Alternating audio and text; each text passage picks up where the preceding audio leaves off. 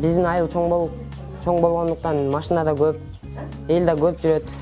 Ошого айылыбыз коопсуз болуш үчүн светофорду идея кылдык да.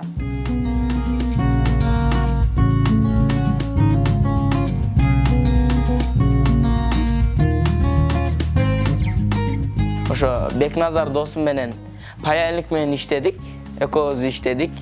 Ошо Ардуиного жана проводторду чыгарып, ошого сайып, паяльник менен пышык паяльниктеш керек. Ошону кылдык.